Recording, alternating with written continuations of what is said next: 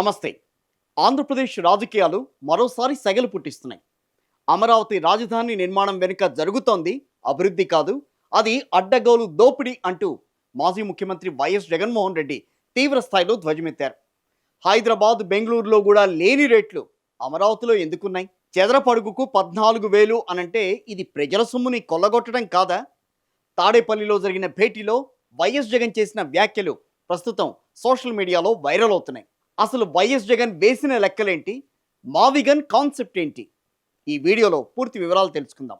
మచిలీపట్నంలో నుంచి విజయవాడలో నుంచి విఐ, గుంటూరులో నుంచి గన్ను. మావిగన్ అని చెప్పి 2 లక్షల కోట్లలో నువ్వు పెట్టే అమౌంట్లో 10% ఇక్కడ పెడితే చాలయ్యా, బ్రహ్మాండమైన రాజధాని ఇక్కడే తయారవుతుంది. గత కొన్నాళ్లుగా మీడియాలో బాగా వినిపిస్తున్న పేరు మావిగన్. వైఎస్ జగన్ ప్రస్తావిస్తున్న ప్రధాన అంశం కూడా మావిగన్ గురించి. అమరావతిలో నిర్మాణ ఖర్చు హైదరాబాద్, చెన్నై, బెంగళూరు వంటి మెట్రో సిటీల్లో 5 స్టార్ సదుపాయాలతో కడితేనే చదరపు అడుగుకు 4,500 రూపాయలు కూడా దాటదు. కానీ ఇక్కడ అమరావతికి వచ్చేసరికి 14,000 కట్టబెడుతున్నారు అని వైఎస్ జగన్ ప్రశ్నిస్తున్నారు. ఇంత భారీ ధరతో కడితే రాష్ట్ర ఆదాయం ఎక్కడ, ఏం కావాలి? మధ్యతరగతి పేదల ప్రజల పరిస్థితి ఏంటి అని వైఎస్ జగన్ నిలదీస్తున్నారు. ఇది కేవలం రాజధాని నిర్మాణం కాదు, కాంట్రాక్ట్ల పేరుతో కమిషన్లు దండుకోవడానికి చంద్రబాబు వేసిన మాస్టర్ ప్లాన్ అని వైఎస్ జగన్ ఆరోపించారు. దాంట్లో కాంట్రాక్టర్లు ఎవడు అంటే ఒకడు ఈనాడు వియంకుడు, అబ్బాలసు శ్రీనివాసరావు, ఇంకో బినామీ, అంత ఇల్లే దోచుకోవడం, పంచుకోవడం, తినుకోవడం.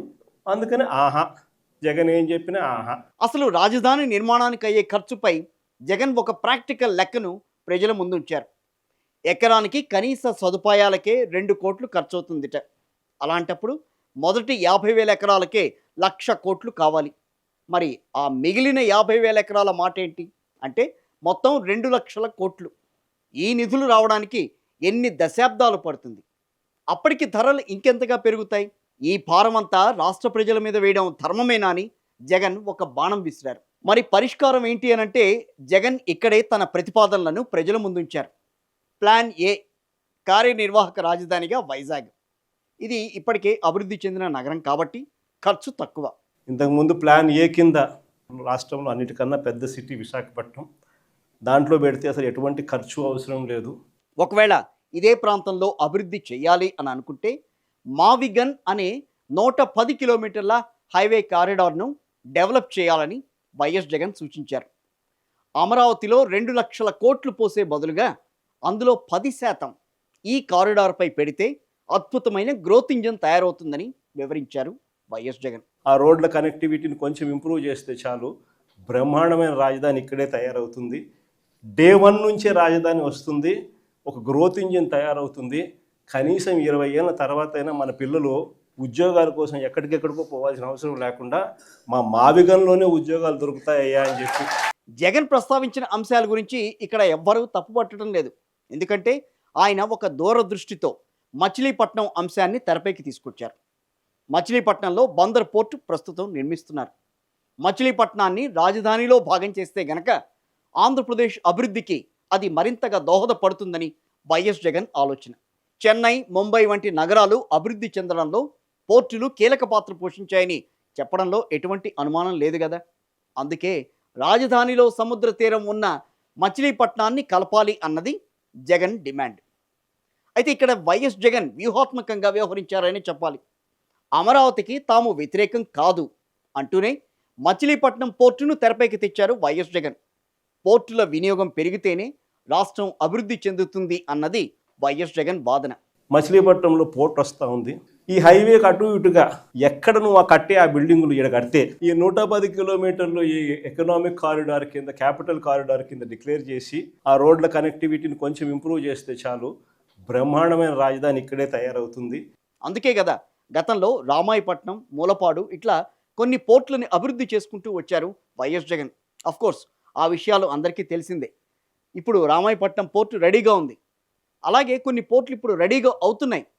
సో ఆ పోర్టుల వల్ల ఒక రకంగా చెప్పాలంటే రోడ్డు రవాణా, అదేవిధంగా రైలుకి సంబంధించి సముద్ర రవాణా, వీటి ద్వారా ఎక్కువగా జరిగితే కనుక రాష్ట్రాలు అభివృద్ధి చెందే అవకాశం ఉంటుందని చెప్పి ముంబై లాంటి నగరాలను చూస్తే మనకు అర్థమవుతుంది. సో అదే వాదనని ఇక్కడ ఆయన పెట్టారని మనం భావించాలి. ఇక్కడే ప్రజల ఆలోచన కూడా ఒకసారి మారిందని మాట్లాడుకోవాలి మనం. ఎందుకనంటే వైఎస్ జగన్ ఆలోచన బాగుందని మెజార్టీ ప్రజలు ప్రస్తుతం అభిప్రాయపడుతున్నారు. అంతేకాదు ఉమ్మడి కృష్ణా జిల్లాలో పార్టీ పరిస్థితి కూడా మెరుగుపడుతుందని వైసీపీ నేతలు లెక్కలు కూడా వేసుకుంటున్నారట. కానీ మావిగన్ అనేది చంద్రబాబుకి ఇష్టం లేదని, ఎందుకనంటే అక్కడ దోపిడీకి అవకాశం ఉండదని వైఎస్ జగన్ వాదిస్తున్నారు.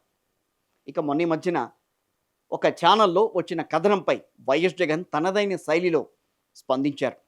అభివృద్ధి రాజకీయాలే కాదు, విలువలతో కూడిన రాజకీయం కావాలని వైఎస్ జగన్ ఎప్పటి నుంచో డిమాండ్ చేస్తున్నారు. ఆ డిమాండ్ మళ్ళీ తీసుకొచ్చారు.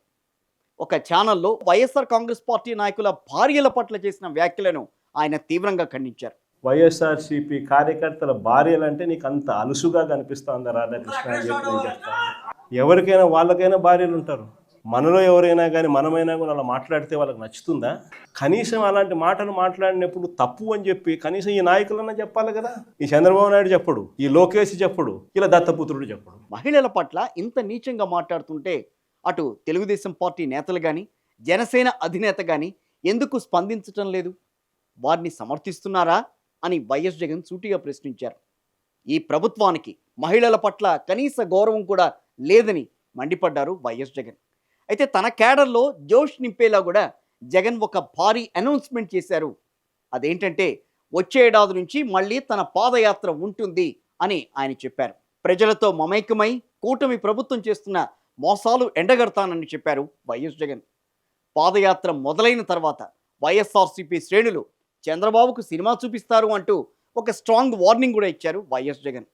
మరి వైఎస్ జగన్ చేస్తున్న 2.0 పాదయాత్ర మరోసారి ఆయన్ను ముఖ్యమంత్రిని చేస్తుందా లేదా అనేది వేచి చూడాలి.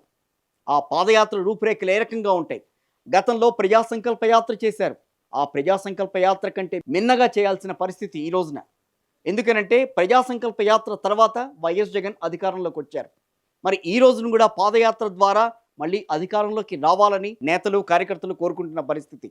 ప్రజల్లో కూడా వైఎస్ జగన్ ప్రజల్లోకి వస్తేనే విషయాలు తెలుస్తాయి, ప్రజల్లోకి వచ్చిన తర్వాతే అసలు సాధక బాధకాలు అనేది ఆయన అర్థం చేసుకోగలుగుతారని చెప్పి ఇటుపక్క ప్రజలు కూడా భావిస్తున్నారు. సో పాదయాత్ర మొదలు పెట్టిన తర్వాత పరిస్థితి ఏ రకంగా ఉంటుంది అనేది మాత్రం వేచి చూడాలి. ఇది వాటి మన స్పెషల్ స్టోరీ.